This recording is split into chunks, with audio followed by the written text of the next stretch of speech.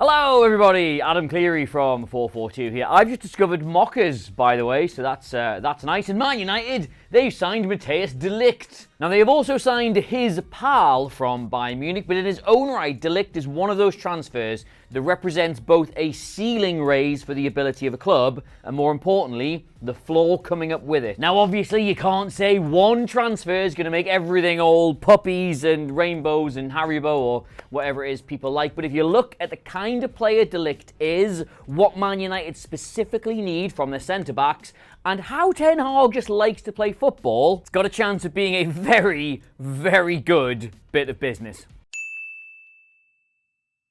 Alright, so first up, this was primarily Manchester United last season. It was their most common 11 throughout that campaign. We did this in the 𝗦𝗶𝗴𝗍𝗬 video. Like, the major issue they had was that the two players who had to play centre-back were constantly changing and constantly not good. Jonny Evans was signed to basically play 3 League Cup matches and run a pub quiz and ended up being one of their most used players.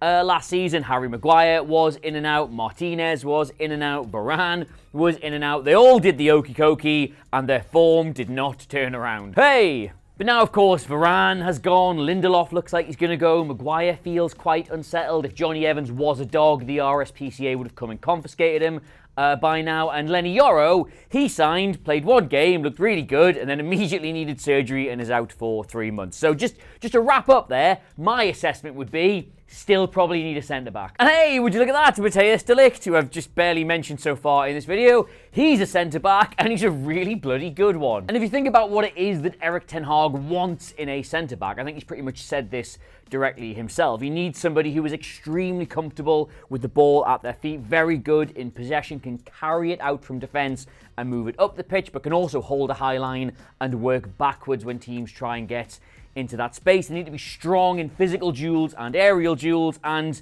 if you look at all those as a list of criteria, De Ligt ticks pretty much every single one of them. De Ligt ticks. I can't believe I said that right first time. De Ligt ticks.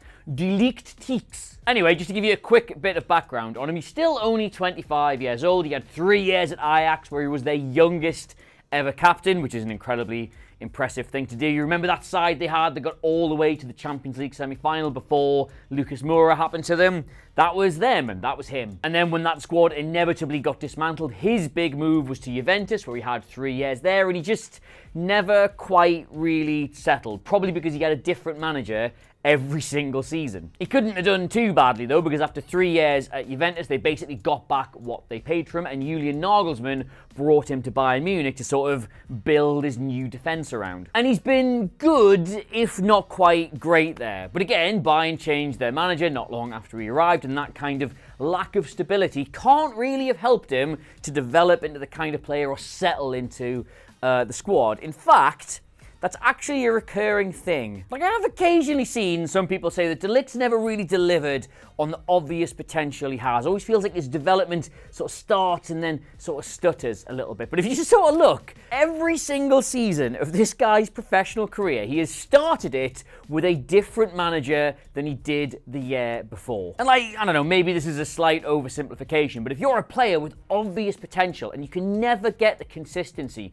season on season between coaching methods, style of play, tactics, what you're being asked to do, any of that, it's going to sort of make things really difficult for you to hit exactly the kind of heights you're supposed to. Like, Ten Hag, sorry, Allegri, Pirlo, Nagelsmann, Tuchel is 6 years. That's like going to the best university in the world, right?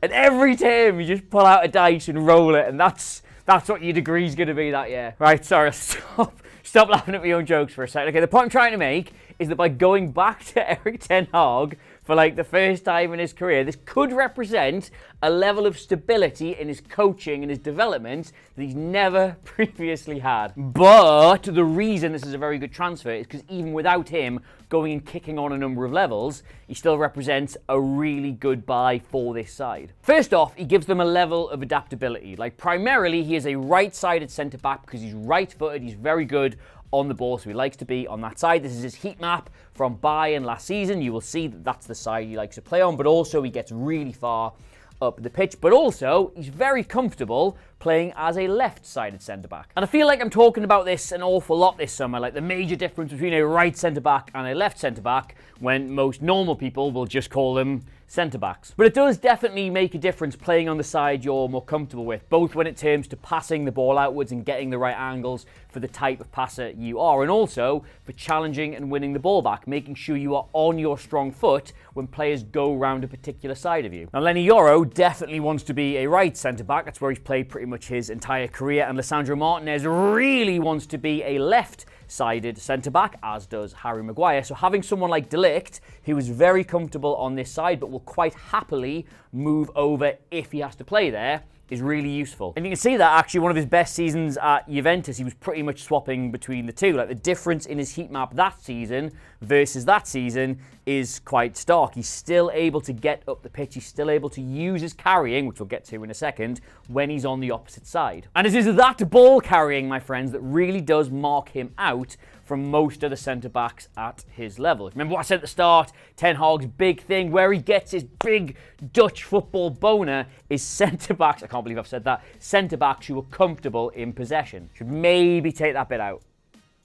Oh well, never mind. If we look at his stats on 𝗕𝗫𝗏 for last season, both in terms of passing and in terms of in possession, that is enormous guttural wow from anybody with eyes. Compared to all the other central defenders across the top 5 leagues in Europe, Premier League, La Liga, Bundesliga, Ligue 1 and Serie A, he is just levels and levels ahead on the ball of virtually all of them. You can see how comfortable he is on it from the number of touches he just gets every single game. And the only reason that defensive third one's in the 50s and all the others are in the 90s, because he plays for Bayern Munich. Their style of play pushes them right the way up the pitch. The ball's never really there. But it's these numbers in particular that show you this isn't just some kind of vanity metric you build up just by having the ball a lot. His carries, progressive carries, carries into the opposition third, carries into really dangerous areas. When he gets the ball, he's not just looking to have it for the sake of it. He goes at the opposition, tries to hurt them, and tries to move his team up the pitch. I'm never sure how much I should explain about all these terms. Like, a carry is just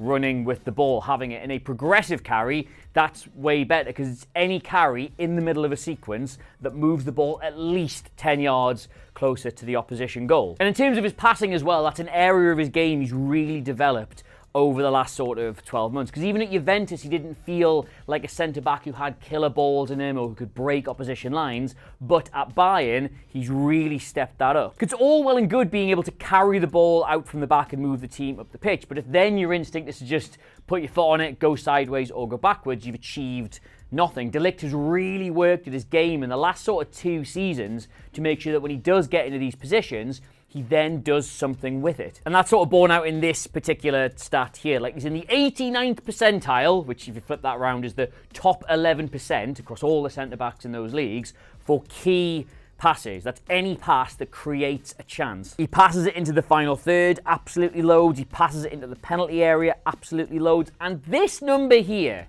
that pass completion for long passes, that's nuts. Like, if you think about Harry Maguire's greatest strength for Manchester United, it's his ability on the ball to sort of carry it slightly out of the back line and then open up the opposition with a really good ball sort of into the channels or over the top. If we compare De Ligt's passing numbers to Maguire's passing numbers, like, he really did outshine him last season. Now, granted, those are 2 different players in 2 different teams, and obviously the style of play that's around them will impact those numbers. But just looking at the pass completion, like, when they were able to do largely this same thing, De Ligt was so much more accurate with it than Maguire was. But maybe more importantly than that, even when the situation doesn't demand that you do something exciting with it, he's so composed on the ball. He so very rarely gets rattled. He keeps things very neat. He keeps things very tidy. He's very difficult to press. It's just another sort of quality upgrade. He's just better than everything Man United have got in that regard as well. Now, one of the reasons I may have got slightly too tangential during that whole De Ligt hasn't had any coaching consistency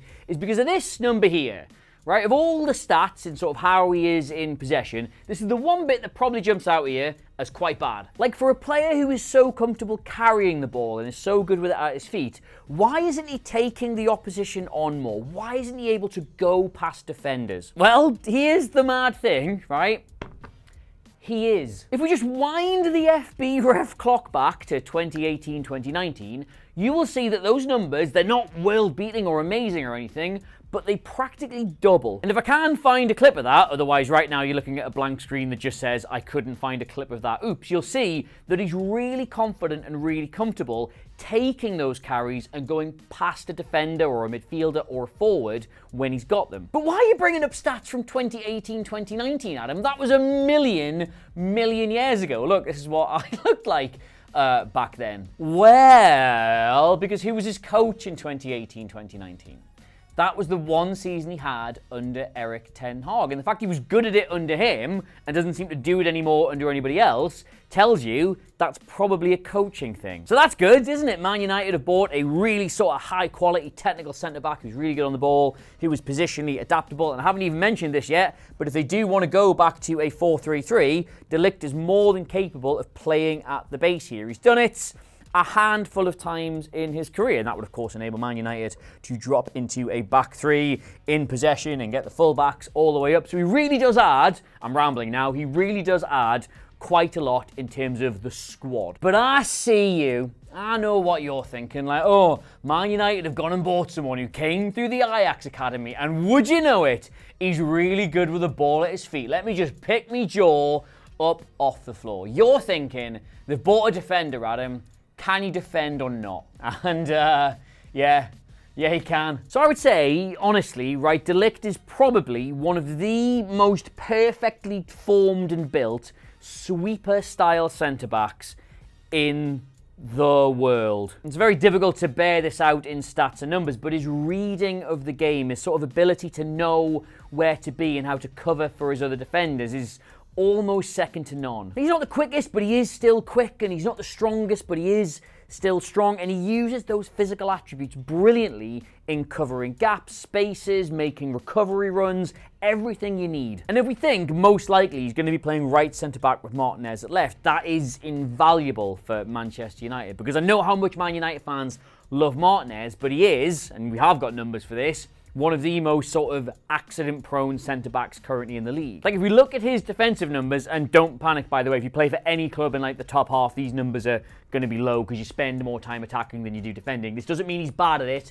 just that he plays for a team that doesn't need much of it. You'll see that, obviously, his blocks and his shots blocked represent just sort of like what a fearless sort of fly in and get things central defender he is. But this number here, these are the amount of errors he makes across the season that lead to chances happening. Now, those stats are across those top 5 European leagues as well. He's in the bottom 6%. That is shocking. But the thing you have to remember is that's more a reflection of Manchester United defending as a unit than it is Martinez as a player, because you can rush out and challenge for a ball and not get there, and that can be a mistake. But if the rest of the defense is set correctly to cover for that, a shot never happens and it doesn't become a statistic. Right now, individually, when you look at the numbers, Martinez looks like an absolute bomb scare, like a disaster waiting to happen, but that's just because the rest of the defence doesn't function particularly well. But then you add a De Ligt to that centre-back pairing who's going to read the play around it a lot better and stop things happening, and all of a sudden, those aren't errors or mistakes that Martinez is making, it's just really aggressive front foot defending. And if you think about Manchester United last season, the goals and the number of chances they were giving away through lack of organisation at the back, either being way too far behind the midfield or players rushing in when they shouldn't, a lack of communication, a lack of consistency, all that just sort of intangible stuff that goes into making a well-oiled defensive unit.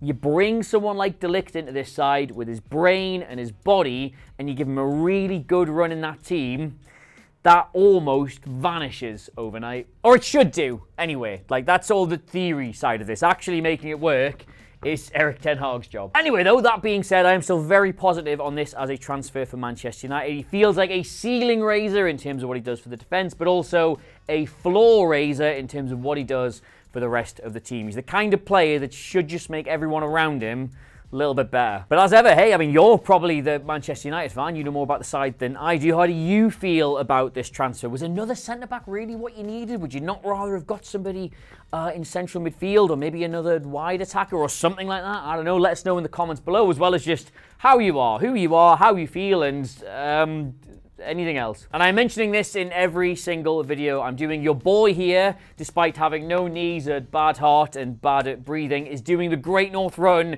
in less than 4 weeks now, which is obviously a very terrible idea for a man who's a physical wreck as much as I am, but we are doing it to try and raise some money for Mind, who are a mental health charity here in the UK. I'll put the link below and in the description, and just anywhere. It's a cause that's like really important to me, very close to my heart, no pun intended. And if we can raise a bit of money for them by me possibly collapsing on a motorway in Newcastle, then fine, great, can't wait. Any money donated does go loads further than you think. They do just amazing work. So if you haven't got a spare $5 or a tenner kicking around and you don't really know what to do with it, please do consider donating it to that, which is a weird thing to ask for in a video when you're talking about a man who cost £50 million.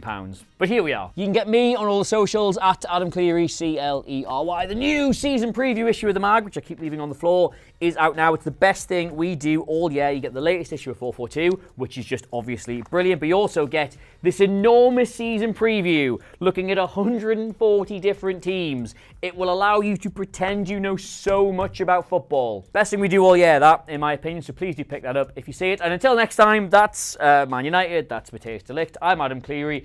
Really do rate mockers, by the way. Where have they been all my life? And I'll see you soon. Bye!